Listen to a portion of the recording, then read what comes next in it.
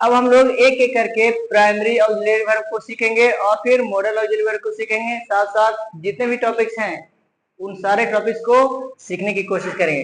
तो सबसे पहले प्राइमरी ऑक्सिलरी वर्ब की बात जब हो रही है तो प्राइमरी ऑक्सिलरी वर्ब में हम लोगों ने जो लिस्ट बनाया था उसमें कौन कौन सा था वो is, am are, was were, have, has, had, do, does, did. ठीक है। फिर मॉडल वर्ब में shall, will, can, could, should, would, may, might, must, need, dare, use to और टू, ये सारे के सारे हमारे क्या है हेल्पिंग वर्ब हैं। ठीक है। तो हेल्पिंग वर्ब में सबसे पहले हम लोग प्राइमरी ऑक्सिलरी वर्ब को सीखेंगे, ठीक है। और प्राइमरी ऑक्सिलरी वर्ब में सबसे पहले हम लोगों ने किसको देखा था तो इज, एम, आर। देखिए इज, एम, आर को अगर हम देखें तो इज मीन्स क्या हुआ है, एम मीन्स हूँ, आर मीन्स हो और हैं। ठीक है। तो अब इसके बहुत सारे यूजेस हैं। इज, एम, आर को देखा जाए तो एक जगह पे यूज नहीं किया जाता है बल्कि कंडीशन के हिसाब से हर एक जगह पे बहुत सारे इस्तेमाल है इसके। लेकिन हम इसको एक तरीके से नहीं पढ़ेंगे, केस बाय केस पढ़ेंगे, ठीक ना। तो फर्स्ट केस आप देख रहे हैं आज, ठीक ना, कि इज, एम, आर को हम पहले तरीके से अगर यूज करें तो किस सिचुएशन में करें, ठीक ना। देखें इज, एम, आर का प्रयोग प्रेजेंट में, कहा प्रेजेंट में किसी नाउन, प्रोनाउन, एडजेक्टिव तथा यूनिवर्सल ट्रूथ का बोध कराने के लिए किया जाता है। तो याद रखें कि नाउन क्या है।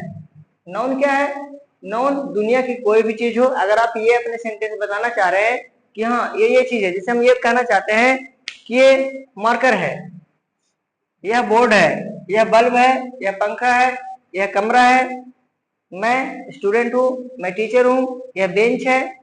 तो इस तरीके से अगर हम कभी भी बतलाने की कोशिश करें तो क्या है नाउन है। और प्रोनाउन, प्रोनाउन का मतलब होता है कि जब हम किसी नाउन के बदले कोई दूसरे शब्द का प्रयोग करते हैं, when we use another word for any noun is called pronoun. तो जब हम नाउन के बदले भी कोई दूसरा वर्ड इस्तेमाल कर रहे हैं उसे क्या कहा जाएगा प्रोनाउन। अगर मान के चले हमने एक फ्रेम बनाया, ये क्या बाबू फ्रेम है और इसमें बहुत सारे एक चित्र, अगर इसमें देखें तो बहुत सारे लोगों की चित्र बनी हुई थी ना। तो हमें इसमें अगर बताना रहे कि ये कौन है, अब बोले कि ये आप है, कौन है आप हैं, ये कौन है ये मैं हूं, ये कौन है भाई तो ये वो है। ठीक है। ये लड़का के बारे में बोल रहा है ठीक ना। अगर ये बोले कि ये कौन है तो ये वो है, ये लड़के के बारे में बोले ठीक ना। सब हम लोग हैं। कौन लोग हैं हम लोग हैं। अगर ये इसमें मुझे छोड़ दिया जाए तो बाकी आप लोग हैं, हमें आपको छोड़ दिया तो वे लोग हैं। तो आप याद रखिएगा कि जब भी हम किसी सेंटेंस में मैं, हम लोग, आप लोग, वह, ये वे लोग, यह, इस तरीके का वर्ड इस्तेमाल करते हैं, ये सभी लोग, तो ये सारे के सारे जो वर्ड है ना ये क्या है प्रोनाउन है। ठीक है। तो ये तो कहा जा सकता है ना कि मैं हूं, आप हैं, ये वह है, ये वे लोग हैं। तो जब इस तरीके की बात आप कहना चाह रहे होंगे तो उसे क्या कहेंगे प्रोनाउन का बोध कराया जा रहा है, ठीक ना। इसके बाद एडजेक्टिव। एडजेक्टिव का मतलब होता है विशेषण। एडजेक्टिव में क्या होता है विशेषण। और विशेषण क्या करता है कि किसी भी नाउन या प्रोनाउन, नाउन या प्रोनाउन की विशेषता को बताता है, ठीक ना। तो जब हम किसी सेंटेंस में किसी के बारे में भी, किसी के बारे में भी कोई खासियत बतलाना चाहते हो, कोई उसका गुण दोष बतलाना चाहते हो या किसी चीज की स्वाद बतलाना चाहते हो आप, ठीक ना। तो ये सारे के सारे वर्ड जिसमें हम किसी का रंग, रूप, आकार, प्रकार, स्वाद, अवस्था, ठीक है, ये सब दिखाने की कोशिश कर रहे होंगे तो समझ लीजिए कि हमने किस चीज का बात किया, वो एडजेक्टिव का बात किया, ठीक ना। और यूनिवर्सल ट्रूथ क्या है कि अगर हम ये कहना चाहते हैं कि कोई चीज की प्रकृति कैसी होती है, जैसे मैं कहूं कि पानी ठंडा होता है तो पानी की प्रकृति है खून लाल होता है, दूध उजला होता है, बर्फ ठंडा होता है, सूरज गर्म होता है, चांद शीतल होता है। तो आप इस तरीके की अगर बात करते हैं जिसमें आप एकदम बिल्कुल सार्वभौमिक सत्य की बात कर रहे हैं, यूनिवर्सल ट्रूथ मीन्स होता है सार्वभौमिक सत्य, जिसे पूरी दुनिया मानती है, जिसे पूरी दुनिया मानती है, कोई भी उस बात को झुठला नहीं सकता है। ठीक है। तो अगर मैं कहूं कि खून लाल होता है तो कोई है जो कह सकते कि नहीं भाई खून तो ग्रीन, हरा भी होता है, ऐसा है क्या। यह खून जो है भाई उजला उजला होता है, ऐसा है। यह खून नीला रंग का होता है, ऐसा तो कोई नहीं कहेंगे, क्योंकि सभी लोगों ने अब तक खून देखा है और वो कैसा है, लाल ही होता है, ठीक ना। तो इसलिए हम उसे क्या कहेंगे, यूनिवर्सल ट्रूथ। अगर हम ये कहेंगे कि दूध उजला होता है, तो यहाँ पे भी यही बात हो जाएगी कि दूध उजला होता है। कोई ये नहीं कह सकता कि नहीं नहीं मैंने देखा था दूध हरा रंग का था, दूध नीला रंग का था, गुलाबी रंग का होता है, लाल रंग का दूध नहीं ना। तो ये चीज आपको क्या कहलाएगा, इस तरीके से बात करना क्या कहलाएगा, वो यूनिवर्सल ट्रूथ कहलाएगा, ठीक ना। बच्चे नटखट होते हैं, तो कोई कोई बच्चा निकल जाएगा सुस्त, कोई कोई बच्चा अगर निकल गया सुस्त तो क्या उसे कहेंगे कि नहीं भाई हम सबकी बात कर रहे हैं, तो जो बच्चों की प्रकृति है वो क्या है कि वो नटखट ही होगा, ठीक ना। तो अगर उसे आप रखेंगे यहाँ तो भाग जाएगा वहां, है कि नहीं, पकड़ कर लाएंगे इधर तो फिर चला जाएगा उधर, और गुस्सा भी करेगा वो पकड़ने से। तो ये बच्चों की क्या है, प्रकृति है। तो जब भी हम किसी प्रकृति की बात कर रहे होंगे, यूनिवर्सल बातें कर रहे होंगे, तो वो सब क्या कहलाएगा, यूनिवर्सल ट्रूथ कहलाएगा, ठीक ना। और इसे ही हम लोग इज एम आर के माध्यम से समझाने की कोशिश करते हैं, ठीक है।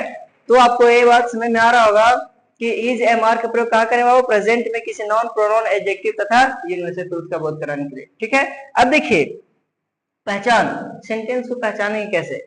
तो सेंटेंस पहचानने की जहां तक बात है, उसमें हम लोग बात करते हैं कि जिस हिंदी वाक्य के अंत में, जिस हिंदी वाक्य के अंत में है, हूं, हो, है, हूं, हो, हैं, या होता है, होती है, होते हैं, होता हूं, होती हूं, होते हो, होती हो, रहता है, रहती है, रहते हैं, रहता हूं, रहती हूँ, रहते हो, रहती हो, ये सब जब हम पहचान देखेंगे तो आप समझ लेंगे कि इज एम आर का यूज इसमें किया जाएगा।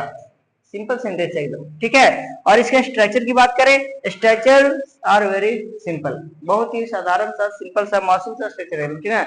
इसमें आप देखेंगे पहला क्या है, अफर्मेटिव सेंटेंस, दूसरा निगेटिव सेंटेंस, तीसरा इंटरोगेटिव, चौथा इंटरोगेटिव नेगेटिव, पांचवा क्वेश्चन वर्ड इंटरोगेटिव, छठा क्वेश्चन वर्ड इंटरोगेटिव नेगेटिव। तो इस तरीके से अभी हमने जो बताया था कि ये कुछ और नहीं है, ये बस असर्टिव सेंटेंस और इंटरोगेटिव सेंटेंस के ही क्लासिफाइड फॉर्म है, ठीक ना। अब देखिए अफर्मेटिव सेंटेंस का स्ट्रक्चर में सबसे पहले आप क्या यूज करेंगे, सब्जेक्ट, उसके बाद इज एम आर, उसके बाद ऑब्जेक्ट, उसके बाद अदर वर्ड। फिर नेगेटिव सेंटेंस में आप सबसे पहले क्या लिखेंगे, सब्जेक्ट, उसके बाद इज एम आर, उसके बाद नोट, उसके बाद ऑब्जेक्ट, उसके बाद अदर वर्ड। याद रखना है कि जब भी हम नेगेटिव सेंटेंस बनाने की बात करेंगे तो एक बात एकदम बिल्कुल ध्यान में रखना है कि अफर्मेटिव सेंटेंस जो हमारा दिख रहा है, इस अफर्मेटिव सेंटेंस में हेल्पिंग वर्ब के बाद नोट जोड़ना है, ठीक है। तो यहाँ पे आप हेल्पिंग वर्ब के रूप में कौन सा वर्ड इस्तेमाल कर रहे हैं, इज एम आर, इसी इज एम आर के बाद आपको क्या करना है, नोट जोड़ना है। तो यहाँ पे अफर्मेटिव सेंटेंस से क्या बन गया, नेगेटिव सेंटेंस। अब बात है थर्ड स्ट्रक्चर को फॉर्म करने की, जिसका नाम क्या है, इंटेरोगेटिव। तो इंटेरोगेटिव सेंटेंस बनाने के लिए हमें क्या करना होगा कि जो अफर्मेटिव सेंटेंस है, इसी अफर्मेटिव सेंटेंस में से हेल्पिंग वर्ब को सिर्फ उठा के आगे ले आना है और बाकी बचे हुए टर्म्स को in the same order arrange कर देना है, ठीक है। तो आपके पास जो नेक्स्ट स्ट्रक्चर मिलेगा वो है सबसे पहले इज एम आर, उसके बाद सब्जेक्ट, उसके बाद ऑब्जेक्ट, उसके बाद अदर। और याद रखना है कि जब भी हम असर्टिव सेंटेंस की बात करेंगे यानी अफर्मेटिव और नेगेटिव, तो इसमें लास्ट में फुल स्टॉप यूज करना है, ठीक ना। और अगर हम बात करेंगे इंटरोगेटिव सेंटेंस की, या interrogative negative, question word interrogative और क्वेश्चन वर्ड इंटरोगेटिव नेगेटिव, इन सब में हमें क्वेश्चन मार्क का यूज करना होगा। तो अब अगर हम फोर्थ की बात करें इंटरोगेटिव नेगेटिव की, तो आपको याद रखना है कि नेगेटिव सेंटेंस में से हेल्पिंग वर्ब को उठा के आगे लिखना है और बचे हुए टर्म्स को सेम ऑर्डर में अरेंज कर देना है। तो अफर्मेटिव से बना इंटरोगेटिव और नेगेटिव से बनेगा इंटरोगेटिव नेगेटिव। तो देखिए ये हमारा है नेगेटिव सेंटेंस, इसमें से हेल्पिंग वर्ब को हमने आगे लिखना है, ठीक ना। तो क्या बन जाएगा, is am are plus subject plus not plus object plus other word. कोई कंफ्यूजन। अब इसके बाद हम बात करेंगे फिफ्थ स्ट्रक्चर की, जिसका नाम क्या है, क्वेश्चन वर्ड इंटरोगेटिव सेंटेंस। तो क्वेश्चन वर्ड इंटरोगेटिव सेंटेंस के लिए हमें क्या करना है, जिस नाम को आप देख रहे हैं क्वेश्चन वर्ड इंटरोगेटिव, तो वैसे ही ये क्वेश्चन वर्ड के बाद ये पूरा का पूरा इंटरोगेटिव सेंटेंस लिख देंगे, ठीक है। इस खाली जगह में क्या करना आपको, पूरा का पूरा इंटरोगेटिव सेंटेंस को ही पुट कर देना है, ठीक है।